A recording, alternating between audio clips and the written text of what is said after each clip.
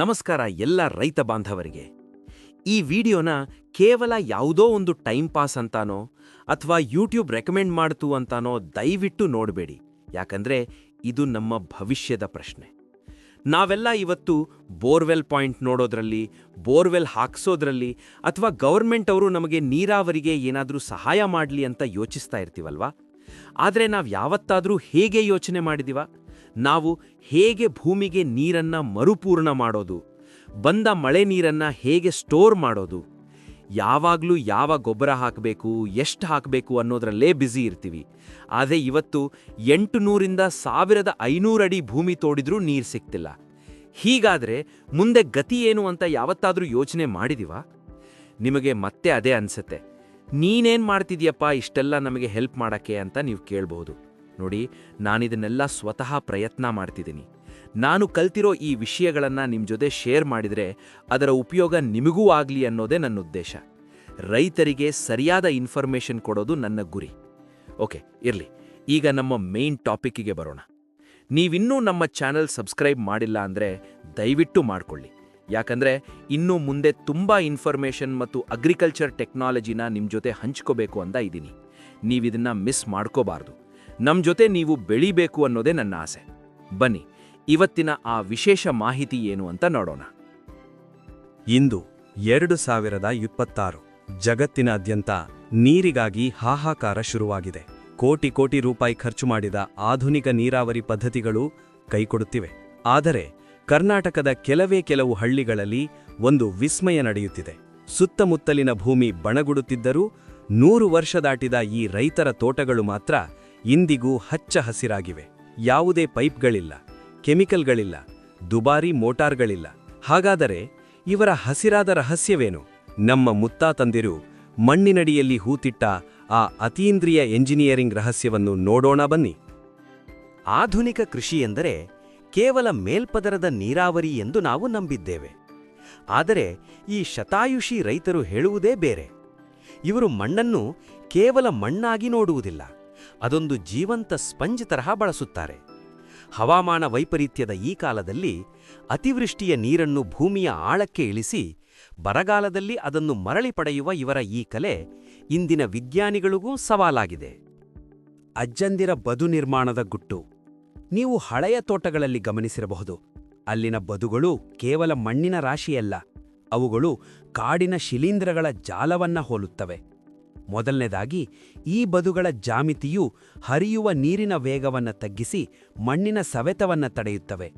ಎರಡನೇದಾಗಿ, ನೀರು ಒಂದೇ ಕಡೆ ನಿಲ್ಲದೆ ಇಡೀ ಜಮೀನಿನ ಉದ್ದಗಲಕ್ಕೂ ಭೂಮಿಯ ಒಳಗಡೆಯೇ ಹರಡುವಂತೆ ವಿನ್ಯಾಸಗೊಳಿಸಲಾಗಿದೆ. ಇದು ಆಧುನಿಕ ಹೈಡ್ರಾಲಜಿಗಿಂತ 100 ಪಟ್ಟು ಶಕ್ತಿಶಾಲಿ. ಆದರೆ ಇವತ್ತೇನಾಗ್ತಿದೆ ಗೊತ್ತಾ? ನಮ್ಮ ಈಗಿನ ರೈತರು ಈ ಅದ್ಭುತ ವಿಜ್ಞಾನವನ್ನು ಅರಿಯದೆ ಕೇವಲ ಸ್ವಲ್ಪ ಜಾಗ ಸಿಗುತ್ತೆ ಅನ್ನೋ ಕಾರಣಕ್ಕೆ ಆ ಹಳೆಯ ಬದುಗಳನ್ನೆಲ್ಲ ಹೊಡೆದು ಹಾಕಿ ಆ ಜಾಗದಲ್ಲೂ ಬೆಳೆ ಬೆಳೆಯಲು ಮುಂದಾಗ್ತಿದ್ದಾರೆ. ಅಲ್ಪ ಲಾಭದ ಆಸೆಗೆ ಬಿದ್ದು 100 ವರ್ಷಗಳಿಂದ ನಮ್ಮ ಭೂಮಿಯನ್ನ ಕಾಪಾಡಿಕೊಂಡು ಬಂದಿದ್ದ ಆ ರಕ್ಷಣಾ ಕವಚವನ್ನೇ ನಾಶ ಮಾಡ್ತಿದ್ದಾರೆ. ಇದರ ದುಷ್ಪರಿಣಾಮ ನಮಗೆ ಈಗ ಗೊತ್ತಾಗ್ತಿಲ್ಲ. ಆದರೆ ಮುಂದೊಂದು ದಿನ ಮಣ್ಣು ಸವೆಕೊಳಾಗಿ ಭೂಮಿಯಲ್ಲಿ ತೇವಾಂಶವೇ ಇಲ್ಲದಂತಾದಾಗ ನಮಗೆ ಇದರ ಬೆಲೆ ಅರಿವಾಗುತ್ತೆ.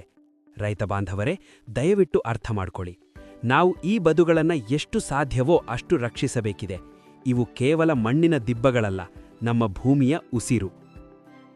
ನಾವು ಕಾಂಕ್ರೀಟ್ ಡ್ಯಾಮ್ಗಳನ್ನು ಕಟ್ಟುತ್ತೇವೆ, ಆದರೆ ಹಿರಿಯರು ಭೂಮಿಯ ಒಳಗಡೆ ಪರ್ಕೋಲೇಷನ್ ಪಿಟ್ಸ್ ಅಥವಾ ಇಂಗುಗುಂಡಿಗಳನ್ನು ನಿರ್ಮಿಸುತ್ತಿದ್ದರು. ಇವು ಕಡಿಮೆ ಖರ್ಚಿನ ಆದರೆ ಅದ್ಭುತ ಶಕ್ತಿಯುಳ್ಳ ಭೂಗತ ಜಲಾಶಯಗಳು. ಸೂರ್ಯನ ಶಾಖಕ್ಕೆ ನೀರು ಆವಿಯಾಗದಂತೆ ತಡೆಯುವ ಈ ಗುಂಡಿಗಳು ಸಸ್ಯಗಳ ಬೇರುಗಳಿಗೆ ನೇರವಾಗಿ ತೇವಾಂಶವನ್ನು ಒದಗಿಸುತ್ತವೆ. ಇದರಿಂದ ಮಣ್ಣಿನಲ್ಲೊಂದು ಮೈಕ್ರೋ ಕ್ಲೈಮೇಟ್ ಸೃಷ್ಟಿಯಾಗಿ ಎಷ್ಟೇ ಬಿಸಿಲಿದ್ದರೂ ಗಿಡಗಳು ಬಾಡುವುದಿಲ್ಲ. ಆದರೆ ಇವತ್ತಿನ ಪರಿಸ್ಥಿತಿ ಏನಾಗಿದೆ ಅಂದರೆ, ಹಿಂದಿನ ಕಾಲದಿಂದ ಇದ್ದ ಇಂತಹ ಇಂಗುಗುಂಡಿಗಳನ್ನು ಇವತ್ತು ನಾವು ಮುಚ್ಚಿ ಹಾಕ್ತಿದ್ದೀವಿ. ಅಷ್ಟೇ ಅಲ್ಲ, ಆ ಜಾಗವನ್ನು ಕೃಷಿ ಕೆಲಸಕ್ಕಾಗಿ ಉಪಯೋಗಿಸ್ತಾ ಇದ್ದೀವಿ. ಈ ತಪ್ಪನ್ನ ಸ್ವತಃ ನಾನೇ ನಮ್ಮ ಕೃಷಿ ಭೂಮಿಯಲ್ಲಿ ಮಾಡಿರೋದನ್ನ ಕಣ್ಣಾರೆ ನೋಡಿದ್ದೇನೆ. ಹಾಗಂತ ಎಲ್ಲರೂ ಇದೇ ತಪ್ಪು ಮಾಡ್ತಾರೆ ಅಂತ ಅಲ್ಲ. ಕೆಲವರು ಜಾಣತನದಿಂದ ಕೃಷಿ ಹೊಂಡಗಳನ್ನು ಮಾಡಿಕೊಂಡು ಅದನ್ನು ಸಮಗ್ರ ಕೃಷಿಯಾಗಿ ಪರಿವರ್ತನೆ ಮಾಡ್ತಿದ್ದಾರೆ. ಆ ಹೊಂಡಗಳಲ್ಲಿ ಮೀನು ಸಾಕಾಣಿಕೆ ಮಾಡೋದು ಅಥವಾ ಇತರೆ ಕೆಲಸಗಳಿಗೆ ಉಪಯೋಗಿಸಿಕೊಳ್ಳುವ ಮೂಲಕ ಲಾಭ ಪಡೆಯುತ್ತಿದ್ದಾರೆ. ರೈತ ಬಾಂಧವರೇ, ದಯವಿಟ್ಟು ಇದರ ಬಗ್ಗೆ ಗಮನ ಹರಿಸಿ. ಇದ್ದ ಇಂಗುಗುಂಡಿಗಳನ್ನು ಮುಚ್ಚಬೇಡಿ. ಬದಲಿಗೆ ಆ ಕೃಷಿ ಹೊಂಡಗಳನ್ನು ಉಳಿಸಿಕೊಳ್ಳಲು ಪ್ರಯತ್ನಿಸಿ. ಯಾಕಂದ್ರೆ ಭೂಮಿಯ ಒಳಗಡೆ ನೀರಿದ್ರೆ ಮಾತ್ರ ನಮ್ಮ ಬದುಕಿಗೂ ಒಂದು ನೆಲೆ ಇರತ್ತೆ. ಒಂದು ಕಡೆ ರಾಸಾಯನಿಕ ಗೊಬ್ಬರ ಹಾಕಿ ಬೋರ್ವೆಲ್ ನೀರಿಗೆ ಅವಲಂಬಿತವಾಗಿ ಸಾಲದ ಸುಳಿಯಲಿರುವ ರೈತರು, ಇನ್ನೊಂದು ಕಡೆ ಈ ನೈಸರ್ಗಿಕ ವಿಧಾನ ಬಳಸಿ ಶೂನ್ಯ ವೆಚ್ಚದಲ್ಲಿ ಸಮೃದ್ಧ ಫಸಲು ಪಡೆಯುತ್ತಿರುವ ಹಿರಿಯರು. ಡೇಟಾ ಹೇಳುವಂತೆ ಈ ಪುರಾತನ ಪದ್ಧತಿಯಿಂದ ಬೆಳೆದ ಬೆಳೆಗಳಲ್ಲಿ ಪೌಷ್ಟಿಕಾಂಶ ಹೆಚ್ಚು, ಮಣ್ಣಿನ ಫಲವತ್ತತೆ ಶಾಶ್ವತ. ಬೋರ್ವೆಲ್ ಮತ್ತು ಕರೆಂಟ್ ಬಿಲ್ನಿಂದ ಮುಕ್ತಿ ಪಡೆಯಲು ಇದಕ್ಕಿಂತ ದೊಡ್ಡ ದಾರಿಯಿಲ್ಲ. ಹಾಗಾದರೆ ಈ ಬಿಕ್ಕಟ್ಟಿನಿಂದ ಹೊರಬರಲು ನಾವೇನು ಮಾಡಬಹುದು? ಕೇವಲ ಹಿರಿಯರ ಮಾತು ಮಾತ್ರವಲ್ಲ, ಇದರ ಹಿಂದೆ ಬಲವಾದ ವಿಜ್ಞಾನವೂ ಇದೆ. ನಾವು ಅನುಸರಿಸಬೇಕಾದ ಪ್ರಮುಖ ಹಂತಗಳು ಇಲ್ಲಿವೆ. ಇಂಗುಗುಂಡಿಗಳ ರಕ್ಷಣೆ ಮತ್ತು ನಿರ್ಮಾಣ. ಮೊದಲು, ನಿಮ್ಮ ಜಮೀನಿನಲ್ಲಿ ಹಳೆಯ ಇಂಗುಗುಂಡಿಗಳಿದ್ದರೆ ಅವುಗಳನ್ನು ಮುಚ್ಚಬೇಡಿ, ಇಲ್ಲದಿದ್ದರೆ ಹೊಸದಾಗಿ ನಿರ್ಮಿಸಿ. ವಿಜ್ಞಾನದ ಪ್ರಕಾರ ಇವು ಭೂಮಿಯ ಅಕ್ವಿಫರ್ ಅಥವಾ ಅಂತರ್ಜಲದ ಪದರಗಳನ್ನು ನೇರವಾಗಿ ರೀಚಾರ್ಜ್ ಮಾಡುತ್ತವೆ. ಬದುಗಳ ವಿಜ್ಞಾನ. ಬದುಗಳನ್ನು ನಾಶ ಮಾಡಬೇಡಿ. ಇವು ಮಣ್ಣಿನ ಮೇಲ್ಪದರ ಹರಿದು ಹೋಗದಂತೆ ತಡೆಯುವ ಸ್ಪೀಡ್ ಬ್ರೇಕರ್ಗಳು. ಇವು ನೀರಿನ ವೇಗವನ್ನು ತಗ್ಗಿಸಿ ಮಣ್ಣು ಹೆಚ್ಚು ನೀರನ್ನು ಹೀರಿಕೊಳ್ಳುವಂತೆ ಮಾಡುತ್ತವೆ. ಕನಿಷ್ಠ ಉಳುಮೆ. ಭೂಮಿಯನ್ನು ಪದೇ ಪದೇ ಆಳವಾಗಿ ಉಳುವುದನ್ನು ಬಿಡಿ. ಪದೇ ಪದೇ ಉಳುಮೆ ಮಾಡುವುದರಿಂದ ಮಣ್ಣಿನ ಒಳಗಿರುವ ಸೂಕ್ಷ್ಮಜೀವಿಗಳ ಜಾಲ ಮತ್ತು ಹವಾನಿಯಂತ್ರಣ ವ್ಯವಸ್ಥೆ ಹಾಳಾಗುತ್ತದೆ. ಇದರಿಂದ ಮಣ್ಣು ಬೇಗನೆ ಒಣಗುತ್ತದೆ. ಸಾಯಿಲ್ ಕಾರ್ಬನ್ ಮತ್ತು ಹ್ಯೂಮಸ್ ವೃದ್ಧಿ. ಮಣ್ಣಿನಲ್ಲಿ ಸಾವಯವ ಇಂಗಾಲ ಹೆಚ್ಚಿಸಿ. ನೀವು ಎಷ್ಟು ಹೆಚ್ಚು ಹಸಿರು ಗೊಬ್ಬರ ಅಥವಾ ಕೊಟ್ಟಿಗೆ ಗೊಬ್ಬರ ಬಳಸುತ್ತೀರೋ ಅಷ್ಟು ಹೆಚ್ಚು ಹ್ಯೂಮಸ್ ಉತ್ಪತ್ತಿಯಾಗುತ್ತದೆ. ನೆನಪಿಡಿ, ಕೇವಲ 1% ಸಾಯಿಲ್ ಕಾರ್ಬನ್ ಹೆಚ್ಚಾದರೂ 1 ಎಕರೆ ಭೂಮಿ ಹೆಚ್ಚುವರಿಯಾಗಿ ಸುಮಾರು 1.5 ಲಕ್ಷ ಲೀಟರ್ ನೀರನ್ನು ಹಿಡಿದಿಟ್ಟುಕೊಳ್ಳುವ ಸಾಮರ್ಥ್ಯ ಪಡೆಯುತ್ತದೆ. ಮಲ್ಚಿಂಗ್ ಅಥವಾ ಹೊದಿಕೆ. ಭೂಮಿಯನ್ನು ಯಾವತ್ತೂ ಬೆತ್ತಲೆಯಾಗಿ ಬಿಡಬೇಡಿ. ಒಣಗಿದ ಎಲೆ ಅಥವಾ ಕಸದ ಹೊದಿಕೆ ಹಾಕುವುದರಿಂದ ಸೂರ್ಯನ ಶಾಖಕ್ಕೆ ನೀರು ಆವಿಯಾಗುವುದು ತಪ್ಪುತ್ತದೆ ಮತ್ತು ಮಣ್ಣಿನ ತಂಪು ಹಾಗೆಯೇ ಇರುತ್ತದೆ. Borewell recharge. ನಿಮ್ಮ ಬೋರ್ವೆಲ್ ಬತ್ತಿ ಹೋಗುವ ಮುನ್ನವೇ ಮಳೆ ನೀರನ್ನು ಫಿಲ್ಟರ್ ಮಾಡಿ ಭೂಮಿಯ ಆಳಕ್ಕೆ ಬಿಡುವ ಪದ್ಧತಿಯನ್ನು ಅಳವಡಿಸಿಕೊಳ್ಳಿ.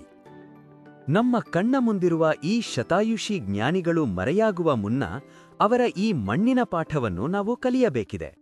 ಇದು ಕೇವಲ ಕೃಷಿಯಲ್ಲ, ಇದು ನಮ್ಮ ನಾಳೆಯ ಬದುಕಿನ ಭರವಸೆ. ನಿಮ್ಮ ಹಿರಿಯರು ಹೇಳಿಕೊಟ್ಟ ಇಂತಹ ಯಾವುದಾದರೂ ನೀರಿನ ಉಳಿತಾಯದ ರಹಸ್ಯಗಳು ನಿಮಗೇನಾದರೂ ಗೊತ್ತಿದ್ದರೆ ದಯವಿಟ್ಟು ಕಮೆಂಟ್ನಲ್ಲಿ ತಿಳಿಸಿ. ನಿಮ್ಮ ಒಂದು ಮಾಹಿತಿ ಸಾವಿರಾರು ರೈತರಿಗೆ ದಾರಿದೀಪವಾಗಬಹುದು. ಈ ವಿಡಿಯೋವನ್ನು ಪ್ರತಿಯೊಬ್ಬ ರೈತ ಬಾಂಧವರಿಗೂ ತಲುಪಿಸಿ. ನೆನಪಿಡಿ, ನಿಧಾನವಾಗಿ ಹರಿಯುವ ನೀರು ಭೂಮಿಯ ಉಸಿರು. ಜೈ ಜವಾನ್, ಜೈ ಕಿಸಾನ್. ಈ ಮಾಹಿತಿ ನಿಮಗೆ ಉಪಯುಕ್ತ ಅನಿಸಿದ್ರೆ ನಿಮ್ಮ ರೈತ ಸ್ನೇಹಿತರಿಗೆ ಶೇರ್ ಮಾಡಿ ಮತ್ತು ನಮ್ಮ ಚಾನೆಲ್ ಸಬ್ಸ್ಕ್ರೈಬ್ ಮಾಡಿ. ಕನ್ನಡದಲ್ಲಿ ಇನ್ನಷ್ಟು ಕೃಷಿ ವಿಷಯಗಳನ್ನು ತಂದುಕೊಡಲು ನಿಮ್ಮ ಸಪೋರ್ಟ್ ತುಂಬಾ ಮುಖ್ಯ. ಧನ್ಯವಾದಗಳು. ಮುಂದಿನ ಭಾಗದಲ್ಲಿ ಮತ್ತೆ ಭೇಟಿಯಾಗೋಣ. ನಮಸ್ಕಾರ.